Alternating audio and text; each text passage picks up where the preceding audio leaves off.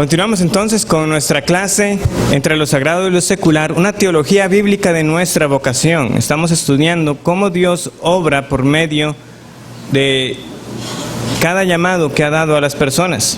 Cuando digo un llamado, hay que entender que nosotros al mismo tiempo desempeñamos varios llamados, es decir, en la familia, en lo civil, en la iglesia y por supuesto en el trabajo. Y vimos entonces nosotros que eso Dios lo hace incluso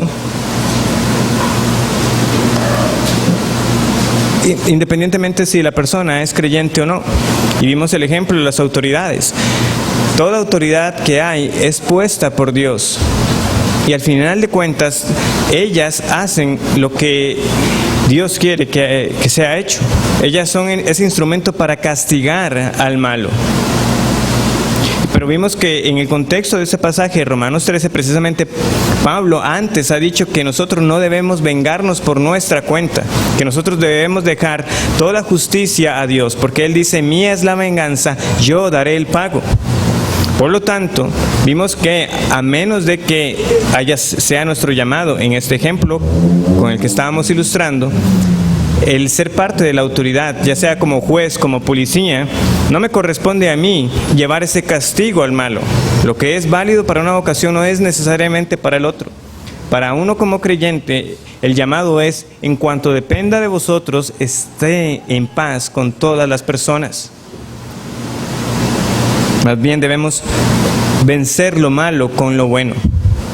Pero si el Señor me ha llamado a ejercer cierta autoridad en la cual precisamente se puede castigar al que hace lo malo, entonces en ese contexto es apropiado. Y eso lo está diciendo Pablo, ¿verdad? En los días del Imperio Romano, un imperio obviamente pagano, con múltiples cultos. Y no obstante, eso fue lo que el Señor utilizó también para que eventualmente el cristianismo fuera llevado a distintas partes. También lo vimos con el caso de Ciro. El Señor dice, yo a usted lo he llamado. Le dice a Ciro, un rey que no lo conocía a él. Usted a mí no me conoce, ¿verdad? Dice Dios por medio del profeta Isaías, pero yo a usted lo he llamado. Entonces eso es lo que nosotros debemos recordar. El Señor lleva a cabo su voluntad y nosotros como creación suya, por medio de la vocación que da a cada uno, Dios entonces provee todas las cosas. Nosotros no debemos pensar de que el hecho de que el pan diario, como finalizaba la semana pasada, no haya sido provisto por un panadero cristiano, como que ese pan entonces va a tener menos beneficio para mi vida. No, el Señor igualmente me lo está proveyendo a mí. ¿Por qué? Porque Él al final de cuentas hace llover, tanto para agricultores justos como para agricultores injustos. El rango del poder de Dios y su cuidado es mucho mayor de lo que nosotros solemos imaginar. Y Él está mucho más íntimamente involucrado con todas sus criaturas que lo que también pensamos a diario. Hoy vamos a ver el propósito de la vocación. Entonces, ¿qué fines persigue el Señor cuando nos da un llamado? Y como motivación empecemos con esto. Uno de los distintivos de la Reforma era anunciar que la salvación era solamente por gracia, por medio de la fe, que uno no es salvo por obras. Entonces el autor, uno de los autores del material que estamos usando, lanza esta pregunta para que uno reflexione. Parece un poco extraño, o parecería un poco extraño que precisamente la Reforma, anunciando que no somos salvos por obras, sea la que haya desarrollado también una ética del trabajo. Y que los mismos puritanos, que al día de hoy, cuando uno escucha ese término, muchos tienen un concepto negativo al respecto de ellos, sean también reconocidos como unos que eran sumamente diligentes en sus labores, muy ocupados en todo lo que hacían. Pero ellos tenían la distinción bien clara: no somos salvos por obras. A la luz de las Escrituras, no solamente los reformadores, sino nosotros mismos vamos a la palabra y reconocemos que esta dice con claridad que la salvación es por pura gracia, que no hay obra, que no hay acción humana que contribuya en lo absoluto a la obra completa de Cristo en la cruz.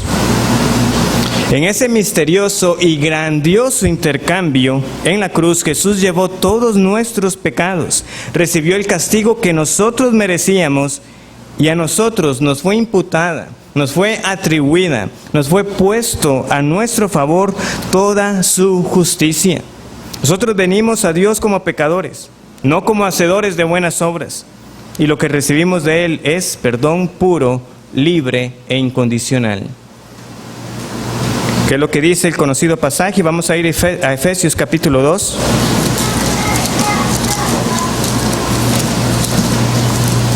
Efesios 2, 8 y 9 dice lo siguiente.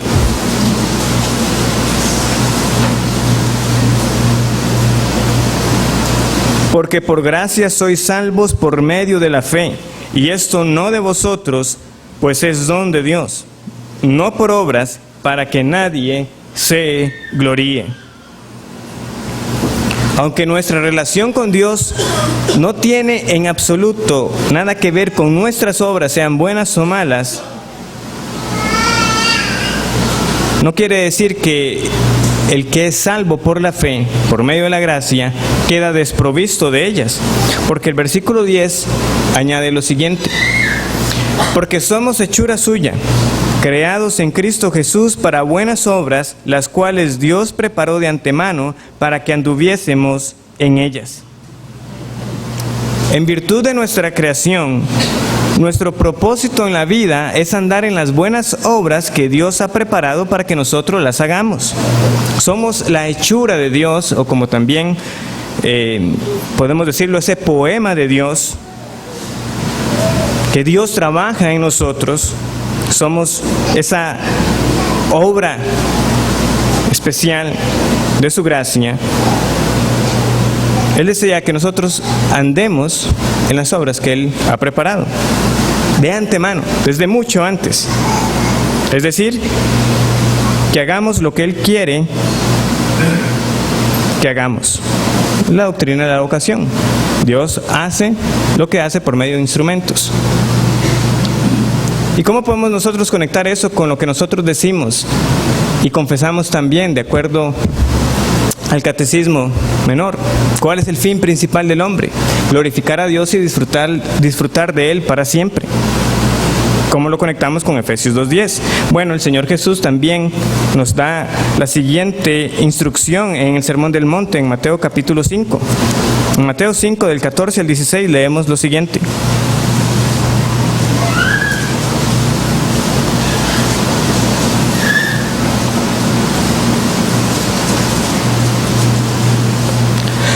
Vosotros sois la luz del mundo.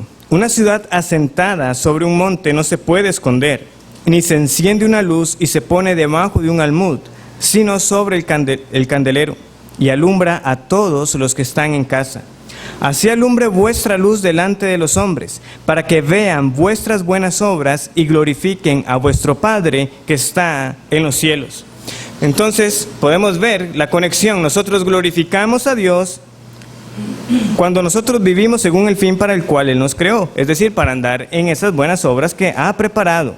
Y entonces al final todo es para su gloria. ¿Son mis obras? Sí y no. Es decir, yo las hago, pero no son mías, Dios las preparó. ¿Qué dice Pablo también? Antes he trabajado yo más, mucho más que todos los demás, pero no yo, sino la gracia de Dios en mí. Y así es como nosotros glorificamos al Señor, haciendo buenas obras. No somos salvos por ellas, pero no estamos desprovistos de ellas. Precisamente esta semana estuvimos memorizando este pasaje, ¿verdad? De Santiago 2:18.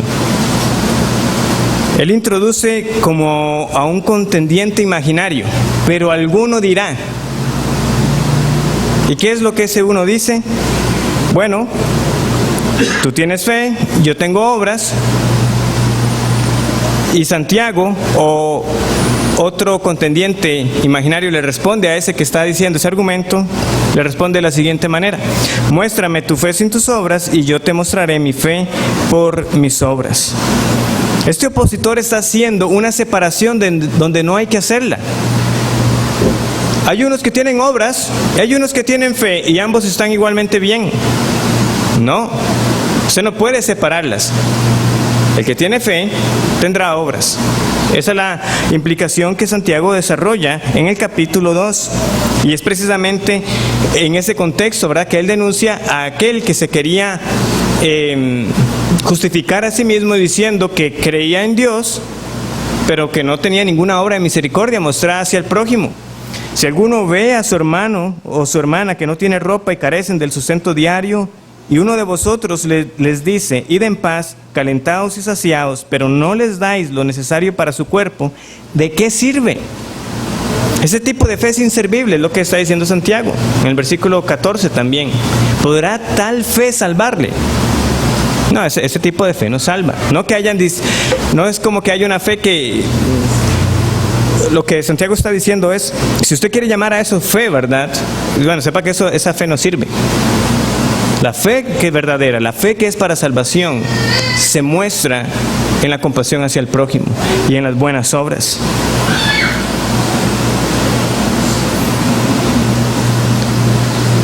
En los términos que Lutero lo derivó de las Escrituras a los ojos de Dios, es por la fe que somos declarados justos y somos santos posicionalmente en Cristo.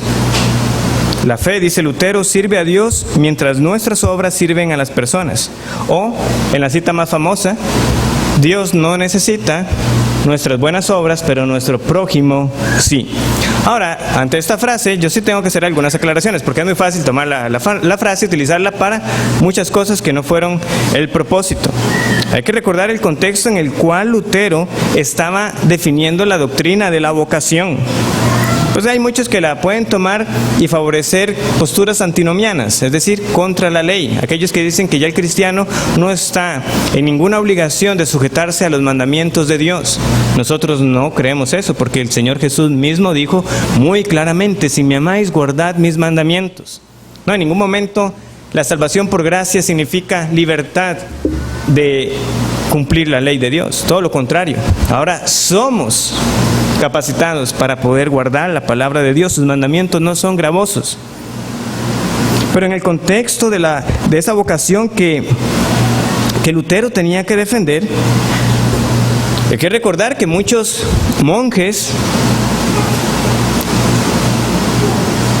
decían que estaban haciendo el mayor bien pasando todo el día encerrados en oración y en lectura de la palabra y en esa devoción privada. Lutero les dice: ¿qué clase de buenas obras son esas? ¿A quién ayuda? ¿A quién ayuda? También esta frase, ¿verdad?, obviamente podría favorecer a aquellos que están con una agenda de solamente justicia social. No, es que hay que amar al prójimo y hay que ayudarle. Sí, no estamos negando eso, por eso estamos teniendo este curso. Pero no podemos separarlo del Evangelio, no podemos separarlo de la fe, porque esa es precisamente la separación que estaba haciendo ese contendiente imaginario. Algunos tienen fe y algunos tienen obras. Vea todo lo que yo hago por los necesitados. ¿Cómo no voy a estar bien delante de Dios? No, estás mal delante de Dios. Porque no somos justificados por buenas obras. Nosotros no nos presentamos a Dios amparados a unas obras que hayamos hecho, como si eso contara para la salvación eterna. Es la forma de pensar de aquellos que están muy cerca ya de ese humanismo, de ese pensamiento posmoderno, que dice: no hay Dios y lo que tenemos somos nosotros mismos para ayudarnos. La esperanza está en nosotros. La humanidad seguirá adelante conforme nosotros nos ayudemos. Pero no hay Dios. No cuente con Dios. No le pida a Dios. Usted tiene que hacer las cosas. Esa es la forma de pensar de muchos.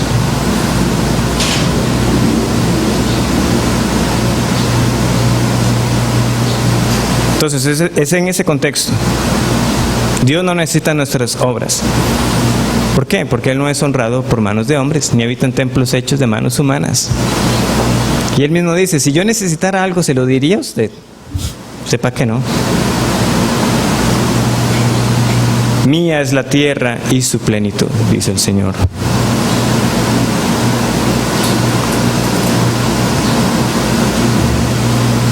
Entonces hay que cuidarnos de esos extremos. No, a Dios sí le preocupan nuestras obras, y es como vamos a finalizar la clase. No debemos concluir algo que no está siendo dicho en esa expresión. Y tampoco podemos desligarlo de la fe. Porque de nada vale una justicia social sin una teología sana y sin la cruz de Cristo. Volviendo a la fe y a las buenas obras, los cristianos son ciudadanos en ambos reinos, ¿verdad? Es lo que hemos estado mencionando. Dios tiene su reino espiritual y está este reino terrenal. Y en su reino espiritual nosotros descansamos plenamente en Cristo. Pero en el reino terrenal de Dios nosotros servimos a nuestros prójimos. Los dos grandes mandamientos, como Jesús los afirmó, son amar a Dios y amar al prójimo. Vamos a Marcos capítulo 12.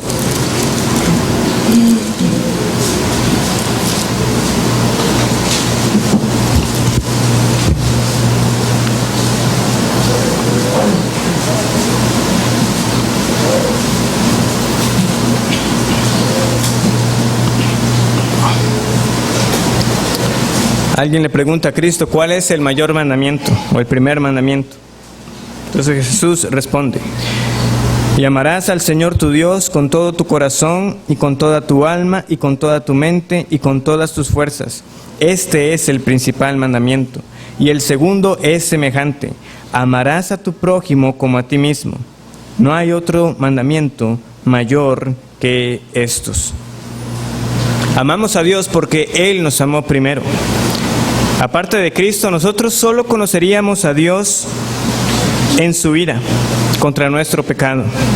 Pero ahora con Cristo como mediador y cubiertos por su sangre, nosotros podemos conocer a Dios como el Padre amoroso que Él es. Y ahora que conocemos el amor de Dios y somos libertados de nuestro pecado, y ahora que Cristo trabaja en nosotros para cambiar nuestras vidas pecaminosas, nosotros podemos amar a nuestro prójimo con el verdadero amor de Dios. También, tema que está presente ahora en la primera carta de Juan. Si alguno dice, yo amo a Dios y aborrece a su hermano, el tal es mentiroso. Si alguno ve a su hermano tener necesidad y cierra contra él su corazón. Es peligroso, y así lo entendían los reformadores, confundir estos dos reinos. Nosotros no nos atrevemos a venir delante de Dios confiando en las buenas obras que hemos hecho, porque ese es el camino del legalismo y de la hipocresía. Venimos a Dios como pecadores. Si confiamos en nuestras obras, felicitándonos por cuán buenos somos, no hay necesidad del perdón de Cristo. Tal actitud, tal manera de pensar siempre requiere de un examen. Debemos venir a Dios sabiendo que solo el perdón de pecados en Cristo es el único camino. Por esta razón, entonces, es que todas las vocaciones son iguales ante Dios. Los pastores no son más santos que los agricultores, los dependientes de tiendas, o los gerentes, o los que trabajan en el tratamiento de aguas negras. En el reino espiritual hay una igualdad establecida divinamente. Los campesinos redimidos son iguales que los reyes o gobernantes redimidos. Pues todos ellos y nosotros, si somos de Cristo, somos seres pecadores que han sido amados y salvados por Cristo. En el reino terrenal de Dios, sin embargo, los cristianos tienen diferentes llamados y la complejidad de relaciones con los demás se traduce entonces en oportunidades para mostrar ese amor de Dios. El llamado a la salvación es uno mismo, es el mismo llamado eficaz. Pero en nuestra vida diaria cada uno ejerce labores muy distintas. Y es en esa complejidad que está esa oportunidad para entonces yo amar y servir a mi prójimo. Diría Lutero de nuevo que con nuestra fe servimos a Dios, pero con las obras servimos al prójimo.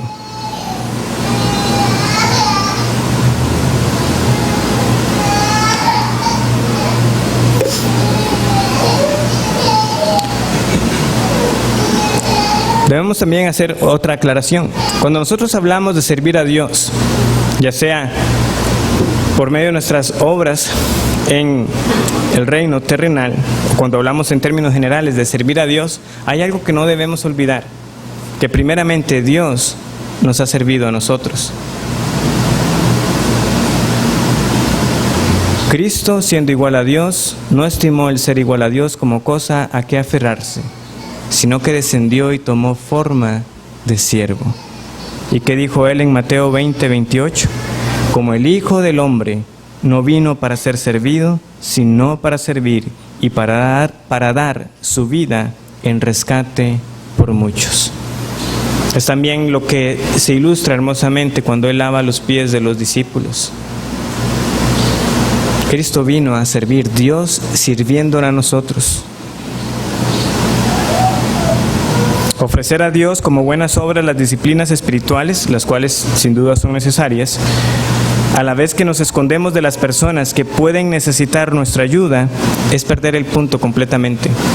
Es perder completamente el punto de cómo hemos sido salvos y para qué hemos sido salvos. Las buenas obras genuinas ayudan a alguien, y no es a Dios de nuevo, porque Dios no es honrado por manos de hombres como si necesitase de algo, sino que hacemos las buenas obras que Él preparó de antemano para nuestro vecino, para nuestro prójimo. Esto ubica la acción moral en el mundo real y desordenado de la vida diaria, en los conflictos y las responsabilidades del mundo, no en actitudes internas, no en ideales abstractos, sino en interacciones concretas con otras personas. Otra forma de decirlo, amar de hecho y no de palabra. El propósito de la vocación es amar y servir al prójimo. Esa es la prueba, ese es el criterio, esa es la guía con la que debemos vivir la vocación a la que hayamos sido llamados. ¿Cómo ayudo con mi llamado a mi prójimo? ¿Cómo les sirvo a ellos con el amor de Dios?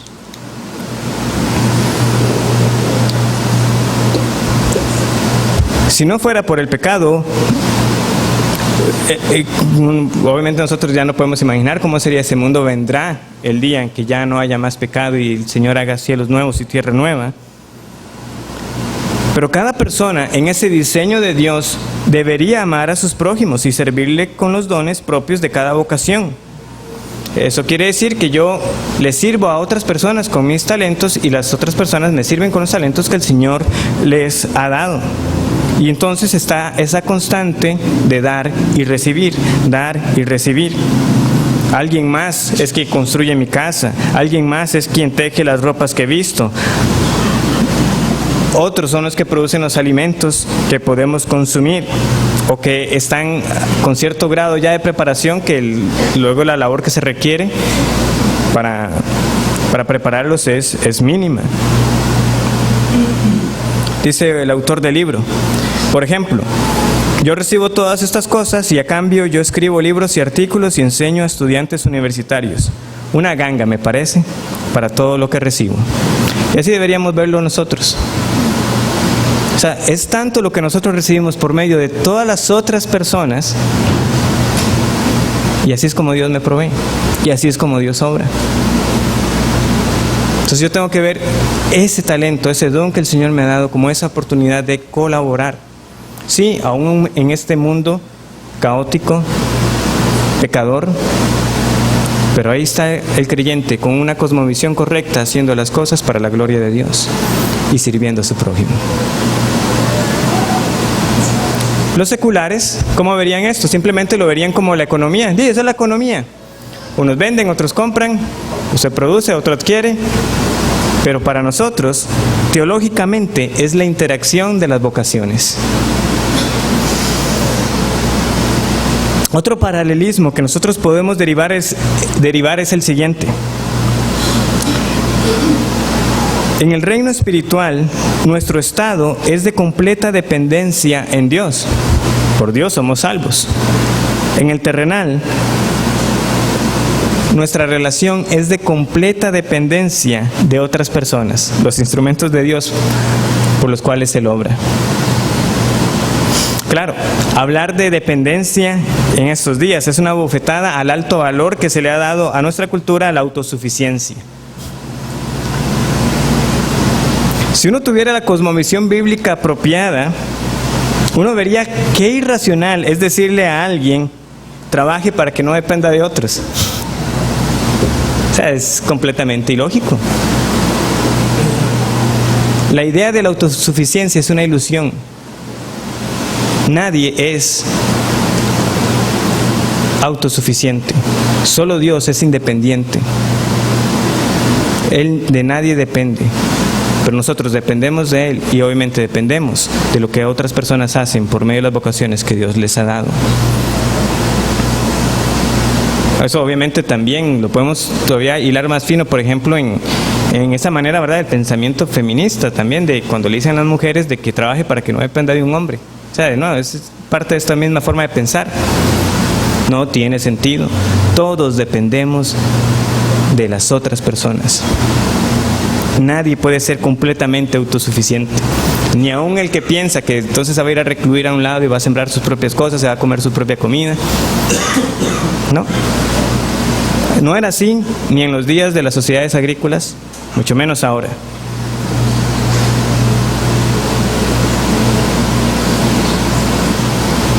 Muchos rechazan la idea de tener que depender de otros. Les da pavor. Pero sepan que cuando vengan las situaciones de salud o de edad, eso simplemente va a ser más evidente lo que ya es una realidad. Usted depende de otros. Y cuando lleguen esos días que falten las fuerzas y demás, solo recuerde, es más evidente lo que siempre ha sido el caso. Usted depende de otros cada día.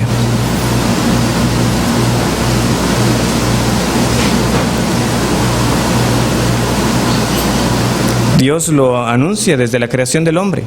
En Génesis 2:18 dice, no es bueno que el hombre esté solo. Sí, es cierto, que va a crear una mujer, pero luego, ¿cuál es el llamado para ellos? Llenen la tierra. O sea, ustedes no se van a quedar, ustedes tampoco, ustedes dos solos. Ese mandamiento que les he dado a ustedes como la primera pareja humana de gobernar la tierra no es para ustedes dos solamente, es para toda su descendencia. Y toda la humanidad es junta la que debería llevar a cabo ese mandamiento de sojuzgar la tierra. Desde el inicio Dios nos puso en familias, en tribus, en sociedades.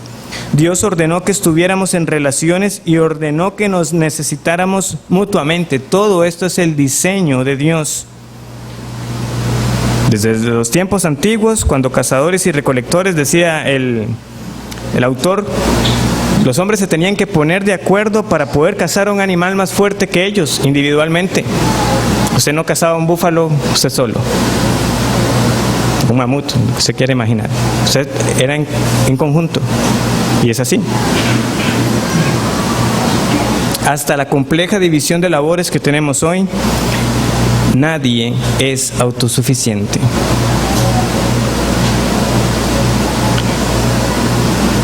¿Cuál es el corolario?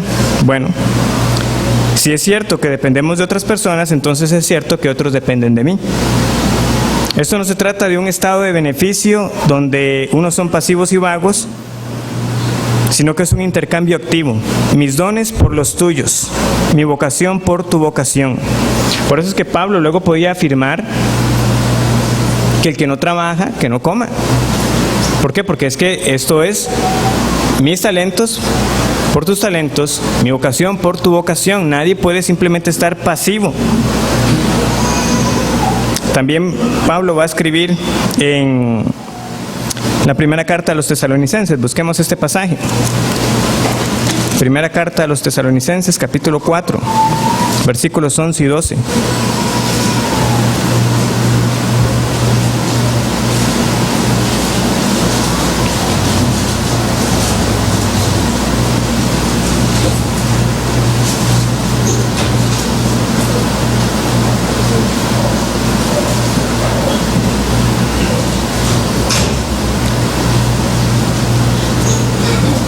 En todo el pasaje Pablo estaba hablando de que la voluntad de Dios es nuestra santificación, el amor unos por otros, y en ese contexto están estas palabras: y que procuréis tener tranquilidad y ocuparos en vuestros negocios y trabajar con vuestras manos de la manera que os he mandado, a fin de que os conduzcáis honradamente para con los de afuera y no tengáis necesidad de nada. Ocuparos en vuestros negocios y trabajen con sus manos. No esté ocioso. Como también algunos hermanos los animamos, que sabemos que están en esa búsqueda activa, su trabajo es buscar trabajo.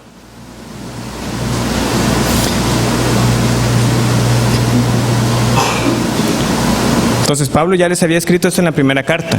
Luego en la segunda carta lo dice entonces en aquellos términos, ¿verdad?, más claros. Si alguno no quiere trabajar, tampoco coma. O como también lo llegó a escribir en la carta a los Efesios, Efesios capítulo 4, versículo 28.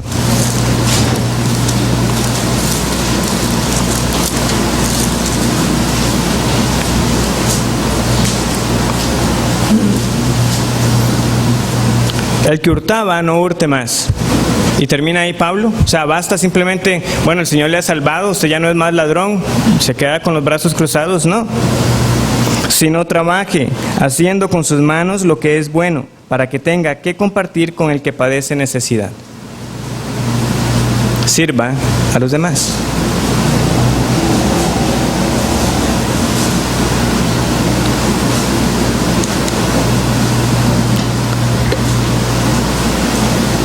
El Dios de las Escrituras es un Dios trino. El Dios Padre, el Dios Hijo y el Dios Espíritu Santo. Y nosotros sabemos que ellos disfrutaban de una comunión perfecta desde la eternidad, desde antes que este mundo fuera creado por Él. Jesús dice en Juan 17:5, ahora pues, Padre, glorifícame tú al lado tuyo con aquella gloria que tuve contigo antes que el mundo fuese. Este Dios trino se ama a sí mismo perfectamente, pero también muestra su amor por su creación al proveer para ella. Ahora bien, un mundo donde cada uno ame al otro suena deseable. El mundo real, sabemos, no es así, por causa del pecado. Y es más el conflicto, más las enemistades. Porque hay que decirlo así, de nuevo volviendo a la figura recurrente del agricultor y de los ganaderos, hay que reconocer que la mayoría de ellos no están motivados por el amor, sino más bien por una necesidad de obtener ganancia. Si tengo que ganarme la vida de alguna manera, incluso algunos pensarán así, y esto es lo que sé hacer y lo que hago, si me gano la vida. O oficinistas que hacen su labor como lo que me toca hacer. Los que tienen atención al cliente no atienden a sus clientes con amor, sino es mi trabajo, me toca. Sí, ¿en qué le puedo servir? Es el negocio, punto. Al vivir en un mundo caído, en el cual el trabajo también sufrió la maldición, nosotros, por nuestro pecado, estamos centrados en nosotros mismos. Yo hago esto para ganar un salario. Y sin embargo, para ganar un salario y para gastarlo luego en lo que yo quiera. Y sin embargo, a pesar del pecado, creyentes e incrédulos sirven y ayudan a otros, no por una bondad en nosotros, porque la Escritura es clara acerca de la gravedad del pecado que ha dañado extensivamente a nuestro ser. Estamos muertos en nuestros delitos y pecados, sino debido a ese poder que Dios ejerce a través de las vocaciones. ¿De qué estamos hablando? Por ejemplo, matrimonios entre incrédulos. Aún en matrimonios entre incrédulos, en cierta medida, uno puede ver cómo cada uno renuncia a su yo para servir al otro, entre incrédulos. ¿Es eso porque ellos son buenas personas? No. Es por el poder de esa vocación que Dios ha establecido. O sea, porque no se puede borrar por completo ese diseño de Dios para el matrimonio, donde el marido sirve a su mujer y la mujer a su marido. O todavía más claro, padres de familia, padres incrédulos. Sí, vivimos en días donde muchos ya hablan de abortar una vida como si nada, pero entre padres incrédulos ustedes los verán felices con sus hijos y se trasnocharán igualmente y se sacrificarán en muchas cosas. por ese pequeño que lo necesita. Es porque son grandes personas, solamente que no son creyentes. No, es por el poder de esa vocación de la paternidad y la maternidad, que no es borrada por completo. Y esos padres entonces renuncian a ese egoísmo por servir a ese pequeño o a esa pequeña. Lo mismo se puede decir de un dueño de un gran negocio, que sea un hombre abiertamente pecador, despiadado. Alguien que de verdad ni le importan sus clientes, ni le importan sus empleados. Podemos imaginar el hombre de un cuento de Navidad. No le importa a nadie. Un hombre pecador, perdido y sujeto al juicio de Dios. Y con todo, ese hombre tiene que seguir produciendo bienes, porque si los deja de producir, se queda sin dinero. Pero él quiere el dinero. Tiene que seguir produciendo los bienes y servicios que benefician a sus clientes. A él realmente no le importan las personas, pero lo que produce es útil y de esa manera beneficia a muchos. Y como no lo puede hacer él solo, necesita empleados. A él no le importan sus empleados, pero les tiene que pagar un salario. Y con ese salario, esos empleados pueden suplir sus necesidades. De nuevo, ¿es porque es una gran persona? No, estamos hablando de alguien que abiertamente es pecador, dice no creo en Dios, no me importan las personas, vivo para mí mismo.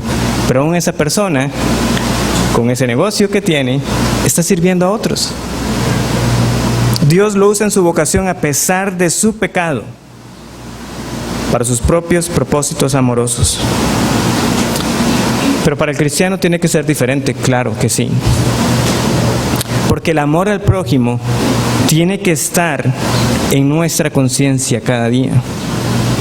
Porque la fe se vuelve activa en amor. Y aún como creyentes, nosotros pecamos en y contra nuestras vocaciones, como seguiremos ampliando más adelante. Conforme nosotros crecemos en Cristo, las tareas de cada día puestas ante nosotros pueden ser motivadas y pueden ser moldeadas por el amor. Entonces, en mi lugar de trabajo, mi prójimo será ese cliente a quienes debo atender con amor. Si soy un supervisor, ese prójimo inmediato serán aquellos a quienes yo superviso. Y a su vez, los supervisados deben servir con amor a sus superiores. Los maestros aman y sirven a sus estudiantes. Los artistas aman y sirven a sus audiencias. Si lo hicieran por amor, producirían arte que fuera de provecho para el prójimo. En la familia, la esposa es el prójimo del marido y el esposo es el prójimo de la mujer. Lo que significa que cada uno de ellos ha de amar y servir a su cónyuge. Y si son padres, ese prójimo también son sus hijos, a quienes deben amar y servir. Y si usted es hijo, también sus padres son su prójimo. Recordemos, porque varias ocasiones a la vez, no estamos limitados solamente a esa área de trabajo. Y podemos continuar en el gobierno. El gobernante debe amar y servir a su prójimo. ¿Quiénes son? Bueno, pues todos los civiles que le han reconocido y le han puesto, que por medio del Señor votaron y ahora están en ese puesto. Y en la iglesia, más que claro debería ser: amaos unos a los otros, servíos los unos a los otros, orad los unos por los otros. Si alguno está enfermo, que lo visiten. La verdadera religión delante de Dios es pura y sin mancha. Ayudar al huérfano, a la viuda, en sus tribulaciones. Eso es lo que debería estar motivando lo que hacemos. Entonces, ¿cómo sabemos en efecto que Dios no es indiferente a las buenas obras? Vamos a ver estos tres pasajes que están ahí. Filipenses 4:18. Creo que la lectura será suficiente.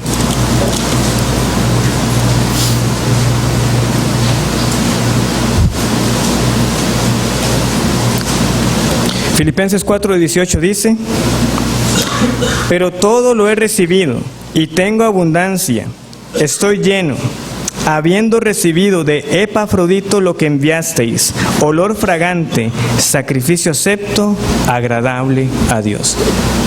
¿Hará indiferente la obra de estos hermanos por Pablo? No. Un sacrificio acepto para el Señor. No, el Señor no pasa por alto las buenas obras, aunque Él mismo las ha preparado. Hebreos capítulo 13.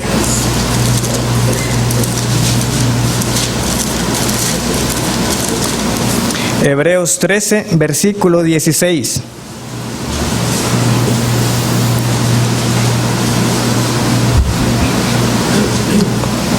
Y de hacer bien y de la ayuda mutua no os olvidéis, porque de tales sacrificios se agrada a Dios. Versículo 21. Bueno, desde el 20. Y el Dios de paz que resucitó de los muertos a nuestro Señor Jesucristo, el gran pastor de las ovejas, por la sangre del pacto eterno, vean aquí, ¿verdad?, lo que es la base, os haga aptos en toda buena obra para que hagáis su voluntad, haciendo Él en vosotros lo que es agradable delante de Él por Jesucristo, al cual sea la gloria por los siglos de los siglos. Amén. Esa es su voluntad. Que hagamos el bien. Para ganar su favor, no. Ya somos salvos por la sangre del pacto.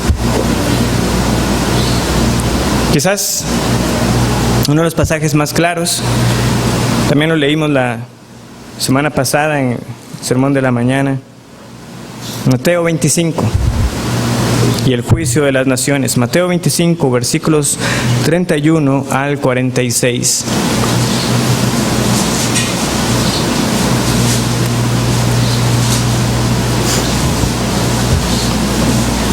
Voy a leer para ustedes, dice así: cuando el Hijo del Hombre venga en su gloria y todos los santos ángeles con él, entonces se sentará en su trono de gloria y serán reunidas delante de él todas las naciones, y apartará los unos de los otros, como aparta el pastor las ovejas de los cabritos, y pondrá las ovejas a su derecha y los cabritos a su izquierda.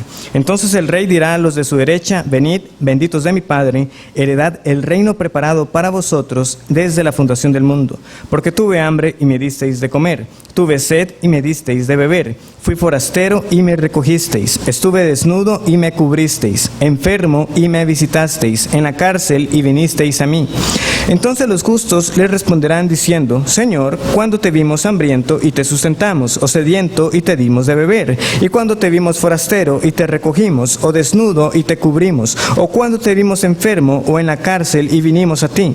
Y respondiendo el rey les dirá: de cierto os digo que en cuanto lo hicisteis a uno de estos mis hermanos más pequeños, a mí lo hicisteis. Entonces dirá también a los de la izquierda: apartaos de mí, malditos, al fuego eterno preparado para el diablo y sus ángeles. ¿Por qué? Versículo 44, entonces también ellos le responderán: Señor, ¿cuándo te vimos hambriento, sediento, forastero, desnudo, enfermo o en la cárcel y no te servimos?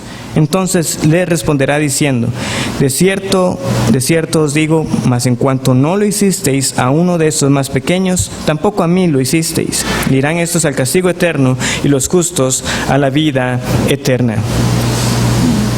Lo que motiva al cristiano es su amor al prójimo, sean creyentes o no, aunque sin duda aquí el Señor está destacando esas obras hechas a los más pequeños, es decir, a otros creyentes humildes, desapercibidos.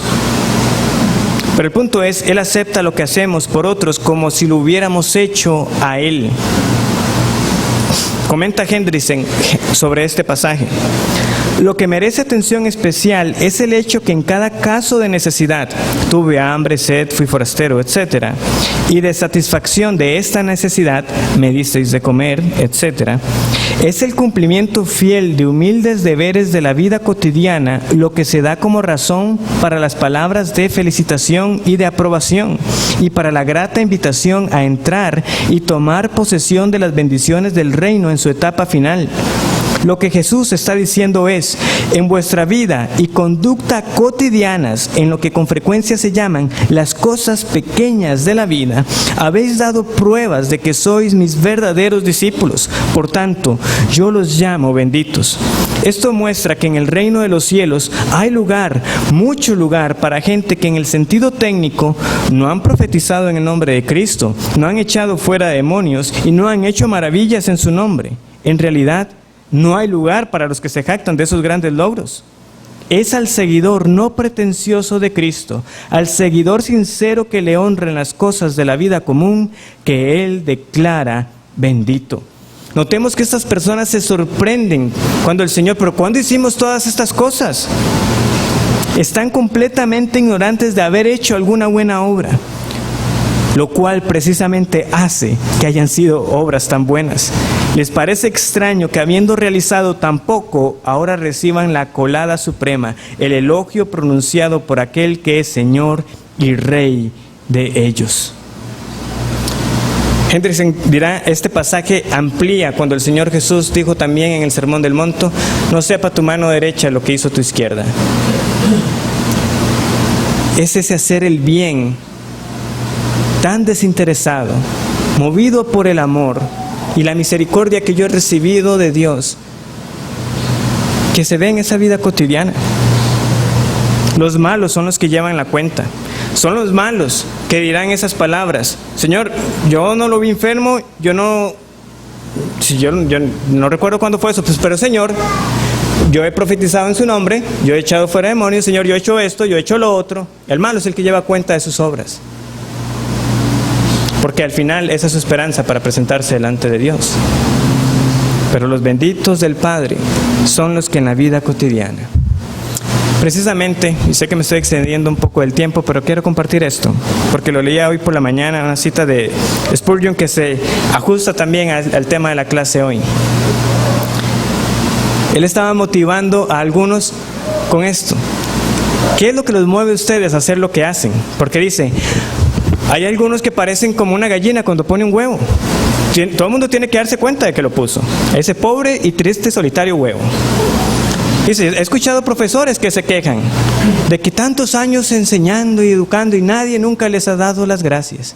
Hermano, ¿qué lo mueve a usted a hacer lo que hace? ¿Es un amor sincero por Dios? O que nosotros seamos libres de querer recibir la alabanza de los hombres. Que eso no venga a ensuciar las obras que hacemos para Dios, sabiendo que Él no pasa por alto ni una de ellas. O como se lo dijo Boaz a Ruth, palabras que siempre recuerdo de este libro.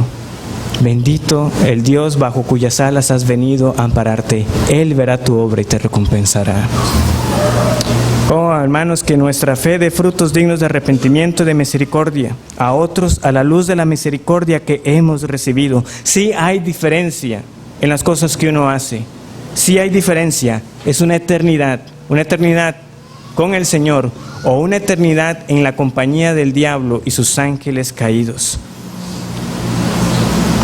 Si estos frutos están ausentes en su vida y su fe no es mejor que la de los demonios, acuda arrepentido a Cristo.